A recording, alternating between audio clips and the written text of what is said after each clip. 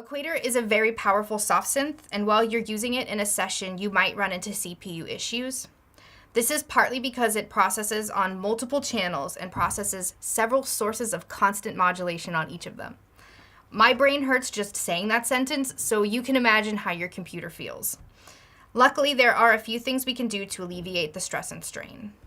The first thing I would do is bounce any available tracks so that my computer can concentrate on the smallest number of tasks. This goes for any audio tracks which have any effects inserted onto them, MIDI tracks with any active device running or inserted onto it. If you can go momentarily without having editing capabilities of certain tracks, bounce them to audio, then turn off any virtual instruments. Many DAWs have a freeze functionality, which is also a good option. But before you do a ton of bouncing, I suggest doing a save as of your session, so you can always go back to a previous version. By bouncing and freezing tracks, we free up additional CPU, which will make Equator run more smoothly. Once you're done working in Equator, I would bounce that track as well, and then go in and turn the virtual instrument off for the moment. This becomes especially important when you have multiple instances of Equator running in a single session. You can always go back and unfreeze a track or return to the virtual instrument and turn it back on. And that will let you carry on from where you left off. Next up, you're going to want to keep an eye on your sampling rate and buffer speed. Once you've chosen a sampling rate for your session, you're going to want to stick with it. But the higher the sampling rate, the higher fidelity of audio you're working with, and the harder your processor has to work in order to play it back.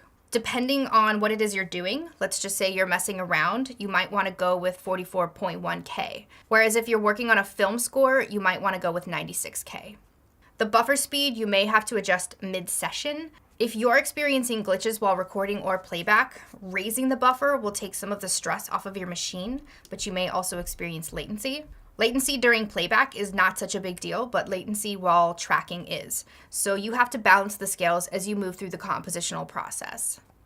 If you're done recording and sequencing and you're now editing, raise the buffer size. If you're recording, lower it to where you reduce latency but aren't hearing any digital distortion. There is also the option to disable the animation inside of Equator, and that will also free up space, but you'll lose the visualization and editing capabilities until you turn it back on. You can do that by going to the menu at the top right-hand corner and selecting Disable Animation from the drop-down menu. Any mappings and modulation will stay in place. You just don't have access to them until you enable the animation from the same menu. So here we see nothing's really happening inside of Equator, and if I re-enable the automation, we're back in business.